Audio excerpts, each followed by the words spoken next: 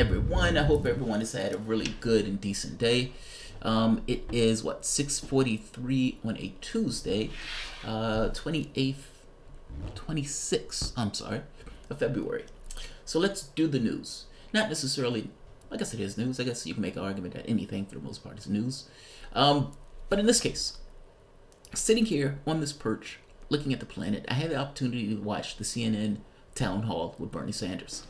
Now, I wanted to run it, but I was scared that CNN was going to hit me with a copyright strike if I tried to run it, and that they would shut down my channel. So I did not do that. Not to mention, I also passed out after my treatment, in which case I was unconscious for the rest of the night, or part of the night. So I get the opportunity to go through it today. I want to do various segments of it, meaning question and answer, in multiple videos, because I kind of want to keep it specific to the topic, whatever the topic is. Some of these topics were interesting. I know some people say that the people who were planted, they were plants in order to try to make Sanders look bad. Some of that may be true. I'm not quite sure. I haven't looked into it. I will look into it. But I've said it before. Sometimes questions that seem off, sometimes it's the framing, but sometimes a question that may seem off may be perfectly legit. And it gives the person an opportunity to knock it out of the park. We make the argument oftentimes, all the time, that when we talk about Medicare for all, or college, or Social Security, they always ask, how do you pay for it? They always ask that for social programs that will go to help and to benefit human beings. They do not ask that for, let's increase the military budget by $80 billion. Whim. Done on a whim. Let's pass a tax cut. Done on a whim. Bipartisan support for both of those things, and in neither of those cases do people ask, how do you pay for it? Trump put $1 trillion on our backs. And again, nobody asks, how do you pay for it? 83% of that money went to the top 1%. So the question that's going to be presented to Sanders is, how do you pay for it?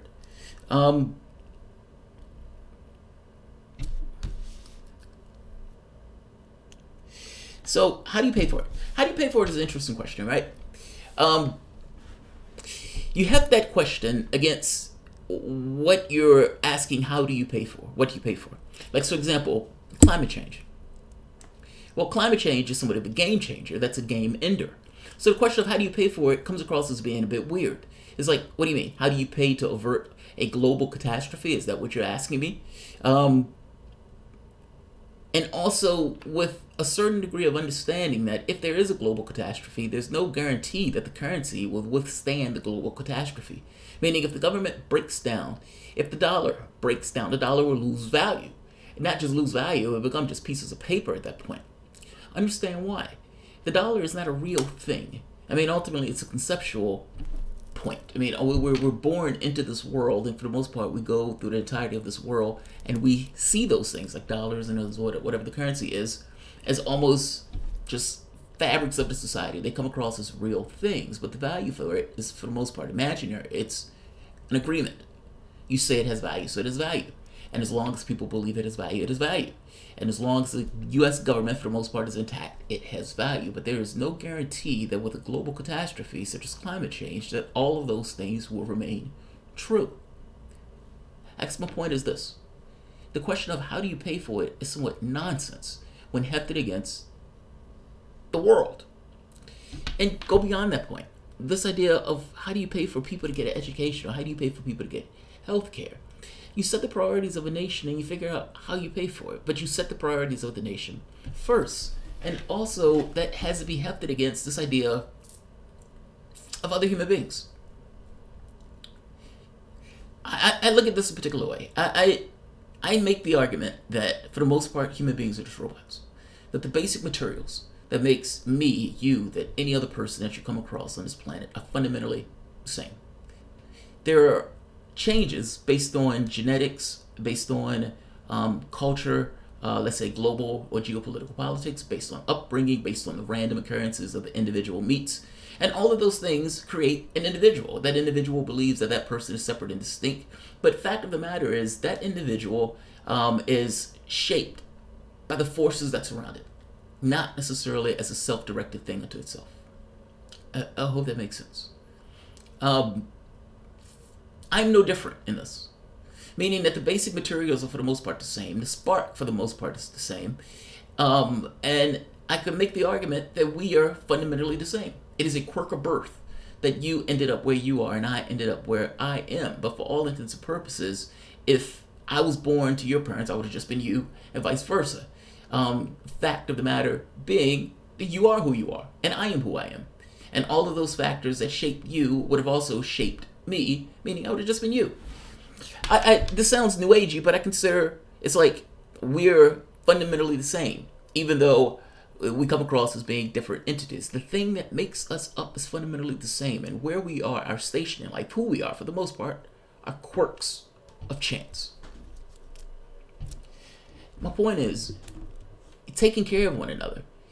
It's an odd thing for somebody to disassociate themselves from other human beings in this way of, I got mine and I'm okay with that person's suffering. Even though I have far more than I absolutely need, I know that person is on the street, but sucks for him. I'm still going to get my billions, and I'm still going to push for my tax cuts, and I'm still going to pay politicians to go and push for those tax cuts. I mean, how do you pay for it is always an aggravating question to me because they never ask it for the other side. But that said, they're asking Bernie Sanders. And Bernie Sanders, of course, has gotten this question on more than one occasion.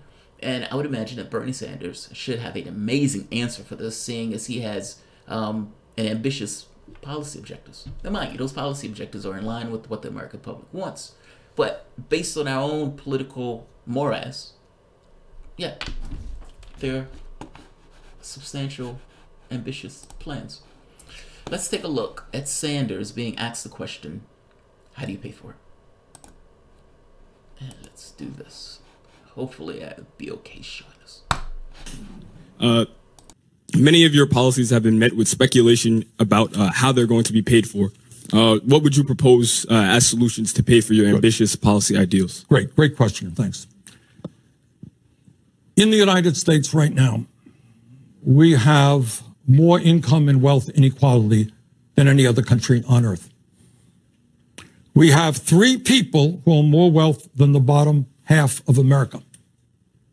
We have the 1% owning more wealth than the bottom 90%. We have 46% of all new income going to the top 1%. Okay? So what we have in America today is a whole lot of wealth. But that wealth and income increasingly goes to the very, very wealthiest people in this country. So what I believe that in a democratic, civilized society, healthcare, yeah, is a right. Making sure that our kids can get a higher education is a right. That we rebuild our crumbling infrastructure is a basic need. That's going to cost money. But at a time when the people on top have so much, while the middle class shrinks and we have so many people living in poverty, if your question is, am I going to demand that the wealthy and large corporations start paying their fair share of taxes? Damn right, I will. All right? And let me give you, people say, where are you going to get the money? Where are you going to get the money? Amazon, owned by the wealthiest guy in the world, made $5 billion last year in profits. Anyone here know how much they paid in taxes? That's right. That's where we're going to begin getting the money. But tax experts caution, and you know this, Senator, tax experts caution that the rich will likely look for various ways to avoid paying these taxes. How will you ensure? Wolf Blitzer is going to ask somewhat of a ridiculous question when you think about it. Essentially, the rich are going to try to evade those taxes. Meaning, if you put new taxes in, they're going to try to find loopholes in order to get around the taxes. Which Bernie Sanders kind of makes the point to him, how is that any different than what takes place right now? It's not as if the rich are lining up to pay their fair share of taxes. They, like anybody else, try to find each and every loophole that they can find in order to pay as less or as little as they can possibly pay. That would not be different under what Bernie Sanders is saying. God, I love that answer. Because the majority of the population, including Republicans, will say, tax the rich. The people in the political class hear that and say, we need more tax cuts.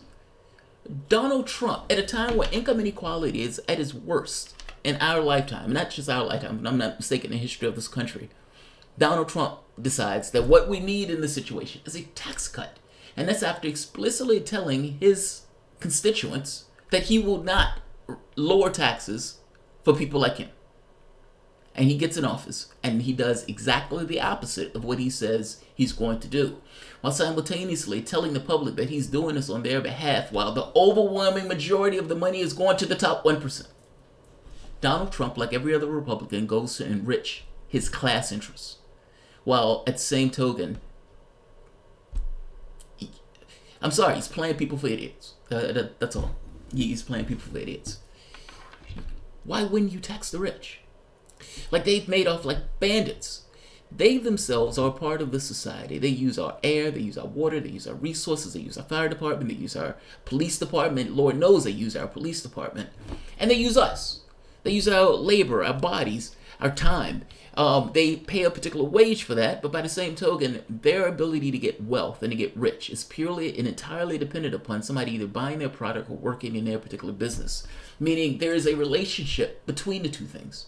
This idea that one side of that equation enriches themselves magnificently while the other side remains constant or stable, without, not stable, but is essentially under assault. That's somewhat of a ridiculous proposition.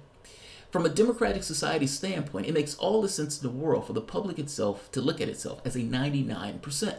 To say all of us, for the most part, are under the same economic umbrella, and all of us need to use the political devices that we have that are available to us to ensure that the society has the things that are necessary for the society to function, even in a capitalist system. Bernie Sanders, believe it or not, even though he calls himself a socialist, is the capitalist corrective for the capitalist system. Meaning he's the thing that tries to balance out the system itself, the kind of FDR thing, this kind of rejuvenation of the capitalistic system by ensuring that the people at the bottom get to share in the spoils of the wealth and have the stuff float to the top. That's what Bernie Sanders is, even though they consistently call him a socialist. How do you pay for it, Sanders? What do you mean how you pay for it? The people at the top, particularly the top 0.1%, have made off like bandits. It is time that they start paying their fair share and to give back to the people that allow them to live their fantastically wealthy lives. And by the way, they'll still be fantastically wealthy after. Love that answer. Absolutely love that answer. Let's see who's here. Society does not require money. No, society requires labor. But right now we have the Ponzi scheme that encourages people to work based on their needs.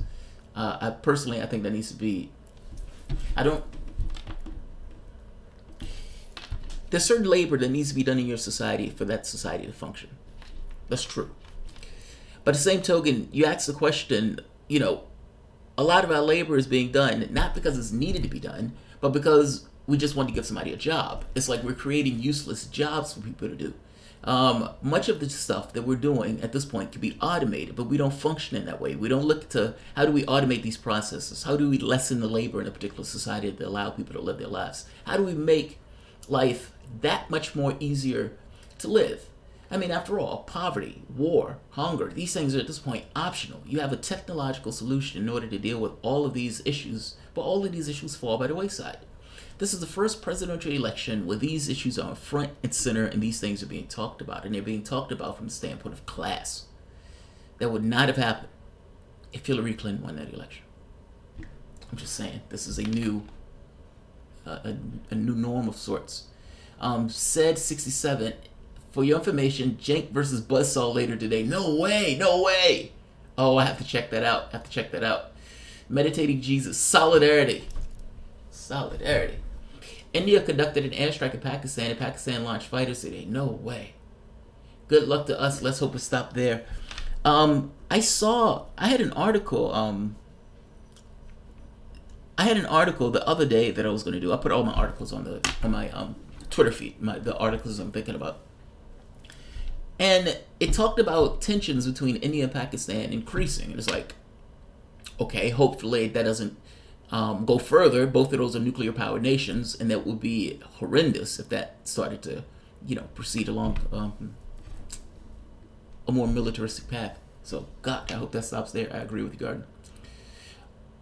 All right. Edward Klein, Buzzsaw smashes him again. Yeah, I got to check that out. I gotta check that out. All right, I'm gonna end this because I have a few more of these that I want to do. I think there are like 2 or 3 of these that I want to do. So I'll see you guys back in like a few minutes. If you guys enjoy the content, please feel free to share, like, subscribe. You can always support the patron. I'm breaking these up into multiple videos also because I don't want to get dinged for a copyright strike or duplicate video. Apparently Jordan got dinged for a copyright strike. They're coming, and apparently they added a new feature that would allow content creators to check to make sure their content is not being used. For the most part, I don't care if anybody uses my content, but I know that's not necessarily the policy of everybody else. Hopefully clips are okay, so we'll see.